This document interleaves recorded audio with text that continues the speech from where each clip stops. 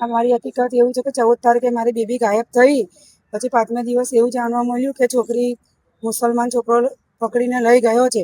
અત્યારે અમારી છોકરી હિન્દુની અત્યારે ગાયબ છે, તો આ 14-15 દિવસથી અમને આ ન્યાય મળે છે. અત્યારે મુસ્લિમની છોકરી હિન્દુઓ લાયા હોય એ લોકો ઘરે તલવારો એ કરે છે, તો એની માટે અમે આજે 15 દિવસથી ભય થઈ બધું કંઈ તેનો કોઈ હસ નથી. હવે અમે મુસ્લિમની છોકરી અમારા હિન્દુ લાવશે તે લોકો એક ઓબ્જેક્શન કરશે કે નહીં કરે. કાયદો અમૂલમાં છે, હવા છતાં અમને જાણ કશાની થઈ નથી. તો સરકારે પેપરમાં જ ખાલી રાખ્યું છે, તો બહાર પાડી નથી. તેની માટે સરકારે ગમે તે કાયદો અમલ કરવો જોઈએ અને મારું રદ થવું જોઈએ અને મારી છોકરી મને પાછી મળવી જોઈએ. બસ તમે રજૂઆત કરું છું કે કલેક્ટરમાં બી એ કર્યું છે. જવા સત્તાવાર શું થાય છે શું નહીં. અમે 4 જણ આત્મહત્યા કરીને માગણી સ્વીકારવામાં નહીં આવે તો અમે આત્મહત્યા કરીને મરી જઈશું એના ઘરમાં જઈને. મને મારી છોકરી અમારે જાન સિવાય આવી રસ્તામાંથી પકડીને આવી રીતે લઈ જશે એ કેવી રીતે જાણની છોકરી હોય કે અમને કેવું લાગે. બસ મને ન્યાય જોઈએ. પોલીસ ફરિયાદ બી કરી હતી, બધું જ કર્યું હતું. તે જવા છતાં આજે કાલે કરીને એમને પોલીસ કે આજે ખોવાય અમે શોધ્યા છે કરીને 4થે દિવસ રાત્રે 1:30 વાગે અમને છોકરીને પકડીને લાવીને કે તે પેપર છે એવી રીતે મેરેજ સર્ટિફિકેટ કરીને અમે ઉલ્લુ બનાવે છે. એનું કશું કર્યું નથી, એ પગલા એમને કશું લીધા નથી. તો અમારે જ્યારે સરકારનો કાયદો હોવા છતાં અમારી જોડે આવો ન્યાય કર્યો નથી, આવું ગોલમાલ કર્યું છે. એની માટે સરકારને મારું એ કહેવું છે કે પછી સરકાર છે તો પછી અમારા હિન્દુ જોડે કામ આવું થાય છે. બસ મારી દીકરી જોડે કશું કોન્ટ્રાક્ટ નથી, મારી જોડે કશું જ નથી. મને તો મારી છોકરી અગર મેં કહું છું અહીંયા બી અગર મારી છોકરીનો ન્યાય નહીં મળે તો અમે 4 જણ દવા પીને મરી જશું. મારે તો મારી છોકરી જોઈએ. અમને એની જવાબદારી સરકારની રહેશે. અને મારી છોકરીને આ થયું, સરકારે કાયદો અમલમાં કર્યા હોવા છતાં અમને કોઈ જાણ કરી નથી. કોઈ જાણ કર્યા વગર લગ્ન કર્યા ના લેટર ના કશું થયું નથી.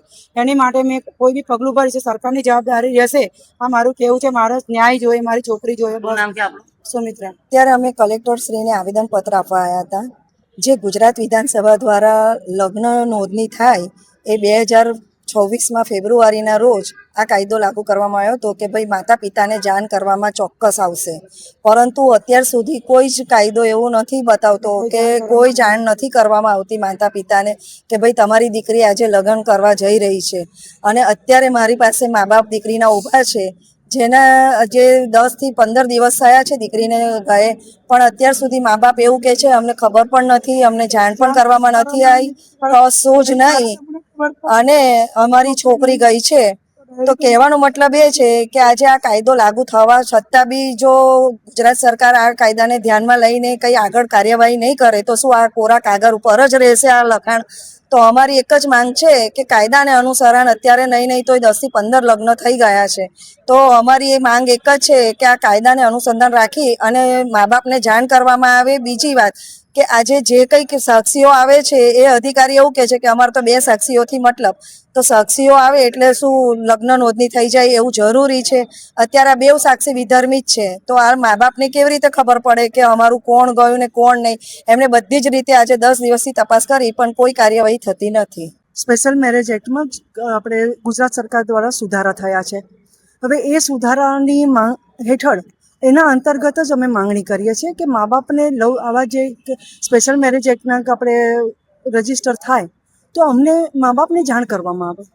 આ કાયદો ફક્ત ને ફક્ત પેપર પર ના રહી જાય અને એનું અમલીકરણ થાય. અમારો એટલો જ આગ્રહ છે, અમારો કોઈ વિશેષ આગ્રહ નથી. પણ મા બાપને તમે સપોર્ટ ન કરો અને મા બાપને જાણ ન કરો અને આ કાયદો ફક્ત ને ફક્ત પેપર પર રહી જાય તો એ વસ્તુ ખોટી છે. તો આ કાયદાનું અમલીકરણ સચેત રીતે થાય એ પ્રમાણે અમે એની માંગણી કરવા માટે અને એમનું આવેદન કરવા માટે અમે કલેક્ટર ઓફિસમાં આવ્યા છીએ.